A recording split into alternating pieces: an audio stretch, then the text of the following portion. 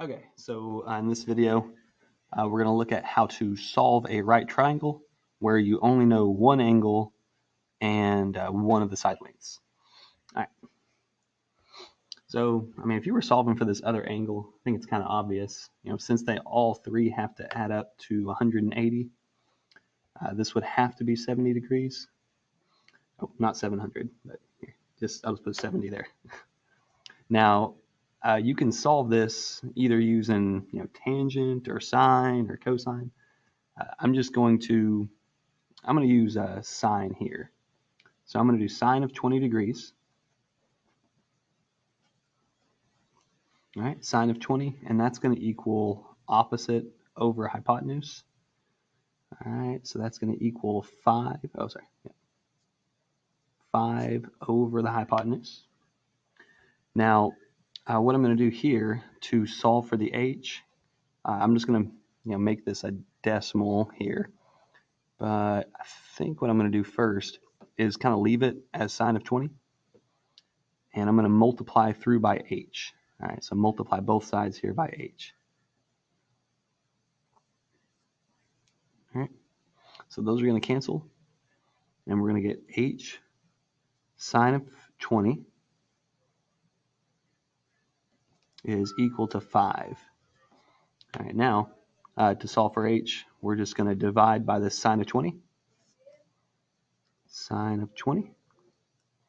Divide by sine of 20. All right, sine of 20s are going to cancel for you here. And so your hypotenuse is going to be whatever this divides out to be. So now, let me grab a calculator because I didn't grab one.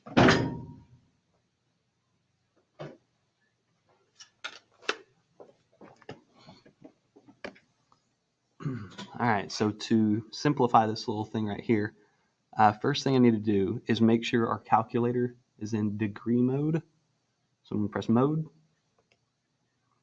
and then go down to radian degree and put it in degree mode. All right, enter. Okay, and now we can quit and go back here and simplify this. So we'll do 5 divided by sine of 20. All right, and that's going to give us 14 point, we'll call it 6.2 here. I'm going to round to the hundredth space. All right, so now that you know this is 14.62, you've got two options here. You could either do the Pythagorean theorem, this squared minus this squared is equal to this squared, and that could do it for you. Or, let's see, so to solve for this missing side over here, we could do tangent of 20. So tangent of 20 is going to be opposite over adjacent. So it's going to be 5 over x for us. That would solve it. Another way that you could do it is you could use cosine of 20. All right, so you could do cosine of 20. Cosine is equal to adjacent over the hypotenuse. So that could be adjacent would be x, and the hypotenuse could be 14.62. So either of these would work, or you could just use the Pythagorean theorem. I got time, so I'm going to show you both ways. All right, so when you're solving this, what you would do is you'd multiply by x. So multiply by x, x's cancel there. And then you would divide by tan of 20.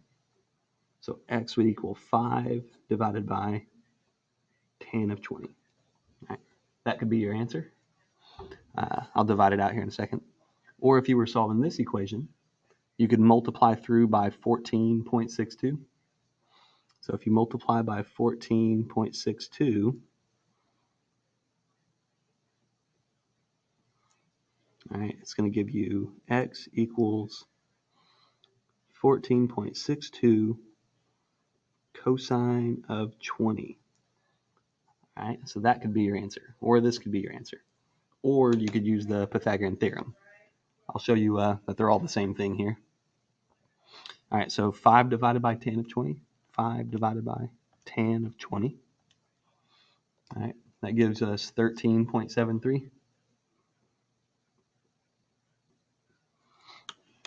Oh, 74, I guess, if you're rounding to the nearest hundredth there. Or you could do 14.62 times cosine 20.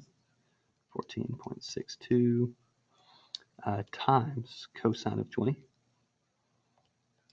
gives you the same answer. All right. The other way was to use the Pythagorean theorem. So that would be 14.62 squared minus 5 squared. All right, and that's going to equal this squared. So we're going to have to take the square root of this answer. So square root of our last answer there gives us the same thing, 13.74. All right, so it's up to you, however you want to do it. But to start out, you had to solve for the one side or the other. All right.